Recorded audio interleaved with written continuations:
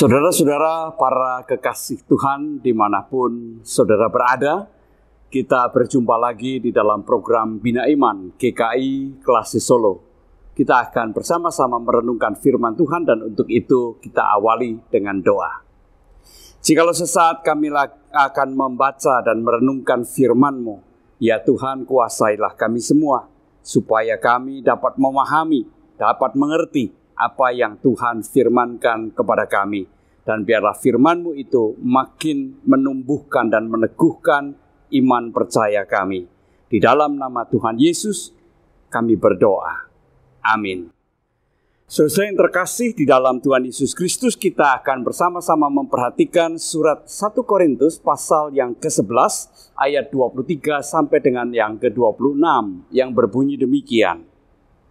Sebab apa yang telah kuteruskan kepadamu telah aku terima dari Tuhan, yaitu bahwa Tuhan Yesus pada malam waktu ia diserahkan mengambil roti, dan sesudah ia mengucap syukur, ia memecah-mecahkannya dan berkata, inilah tubuhku yang diserahkan bagi kamu.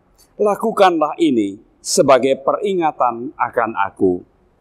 Demikian juga ia mengambil cawan sesudah makan, lalu berkata, cawan ini adalah perjanjian baru yang dimeteraikan dengan darahku. Lakukanlah ini setiap kali kamu meminumnya sebagai peringatan akan aku.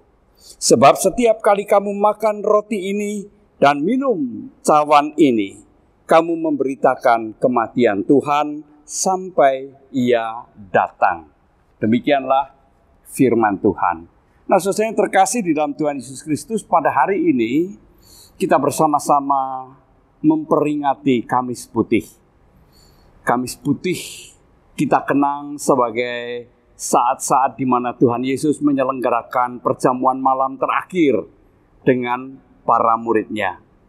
Nah, perjamuan malam yang diselenggarakan oleh Tuhan Yesus bersama dengan para muridnya ini sebenarnya berakar dari perjamuan Yahudi atau perjamuan Paskah Yahudi.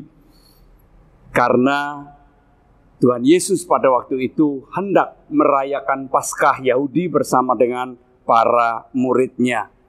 Dan peristiwa perjamuan malam terakhir itu oleh gereja dilanjutkan dan dikenang di dalam wujud sakramen perjamuan kudus. Jadi ada hubungan yang sangat erat antara perjamuan Paskah Yahudi, perjamuan malam terakhir Tuhan Yesus, dan juga perjamuan kudus yang diselenggarakan oleh gereja Tuhan. Nah, apa yang membedakan antara perjamuan Paskah Yahudi dengan perjamuan malam terakhir yang diselenggarakan oleh Tuhan Yesus? Kalau kita amati ternyata memang kedua perjamuan itu, sekalipun perjamuan malam terakhir Tuhan Yesus berakar atau berasal dari perjamuan Paskah Yahudi, tetapi perjamuan malam terakhir yang diselenggarakan oleh Tuhan Yesus memiliki beda yang sangat signifikan. Dan perbedaannya itu terletak ketiadaan daging anak domba. Di dalam perjamuan Paskah Yahudi selalu disiapkan daging anak domba. Dan itu mengingatkan pada tulah terakhir yang diperintahkan Tuhan, menghindari tulah terakhir yang diperintahkan oleh Tuhan kepada Musa, agar supaya dengan darah anak domba jantan itu, orang-orang Israel membubuhkan darahnya itu di pintu-pintu rumah mereka, supaya mereka dilewati oleh malaikat maut, sehingga mereka, anak-anak mereka selamat semua. Nah, saudara yang terkasih dalam Tuhan Yesus Kristus, dalam perjamuan malam terakhir yang diselenggarakan oleh Tuhan Yesus, tidak terhidang daging anak domba jantan. Kenapa demikian? Karena Yesus itulah anak domba Paskah yang sejati. Ia mengorbankan dirinya agar supaya manusia boleh mendapatkan pengampunan dosa dan keselamatan dari Allah sendiri. Itu perbedaan yang sangat signifikan. Karena itu mengartikan bahwa keselamatan yang diselenggarakan oleh Tuhan Yesus tidak dilakukan dengan perantaraan atau melalui daging anak domba jantan, melainkan melalui tubuh dan darah Kristus. Itulah yang terungkap secara jelas di dalam kata-kata yang diucapkan oleh Tuhan Yesus Kristus, yaitu roti yang melambangkan tubuh Kristus yang diserahkan bagi orang-orang yang percaya kepadanya. Demikian juga cawan minuman air anggur ini yang melambangkan darah Kristus. Semuanya itu dilakukan atau dicurahkan atau diserahkan untuk keselamatan manusia. Saudara yang terkasih di dalam Tuhan Yesus Kristus, oleh karena itu perjamuan malam terakhir tidak lain adalah perjamuan cinta kasih. Karena melalui perjamuan malam itu dan melalui pengorbanan Tuhan Yesus, maka terciptalah suatu perjanjian yang baru. Perjanjian baru yang tidak diikat dengan hukum-hukum, melainkan perjanjian baru yang didasarkan pada cinta kasih, pada pengorbanan Tuhan Yesus, supaya siapa yang percaya kepadanya, ia menjadi bagian dari perjanjian baru itu dan menerima keselamatan dari Tuhan Yesus. Oleh karena itu, saudara yang terkasih dalam Tuhan Yesus Kristus, kalau pada hari Jumat Agung, ya, setelah Kamis Putih akan dilanjutkan dengan Jumat Agung, atau Hari Raya Paskah 2 hari sesudahnya, gereja menyelenggarakan perjamuan kudus, maka itu tidak lain adalah perjamuan cinta kasih. Perjamuan itu mengingatkan inilah yang sudah dilakukan oleh Tuhan Yesus untuk keselamatan kita semua.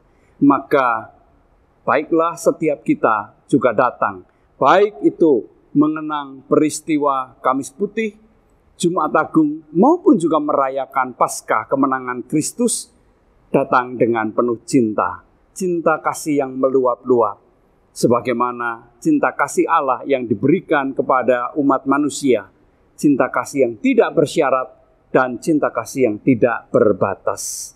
Maka setelah kita merayakan itu semua, baiklah kita membangun kehidupan kita dengan penuh cinta kasih, baik kepada Allah maupun juga kepada sesama kita.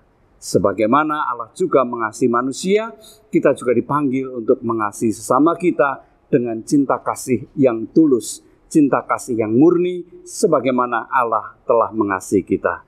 Selamat mengenang Kamis Putih, Jumat Agung, dan selamat merayakan kemenangan Kristus pada Hari Raya Paskah mendatang. Tuhan memberkati kita semua. Amin. Mari kita kembali berdoa. Bapa di dalam surga, sungguh kami bersyukur kepadamu karena melalui pengorbanan anak-Mu yang tunggal, anak-Mu yang terkasih, Tuhan kami Yesus Kristus, kami boleh mendapatkan keselamatan. Bahkan juga dengan kehadiran Roh Kudus, kami boleh senantiasa mengalami pemeliharaan Allah yang tidak pernah ada hentinya. Biarlah perenungan firman Tuhan ini meneguhkan kami, membuat kami semakin mengasihi Engkau, semakin taat kepada Engkau, dan juga semakin mengasihi sesama kami. Terima kasih Bapa, di dalam Putra-Mu yang tunggal, Tuhan kami Yesus Kristus, kami berdoa. Amin.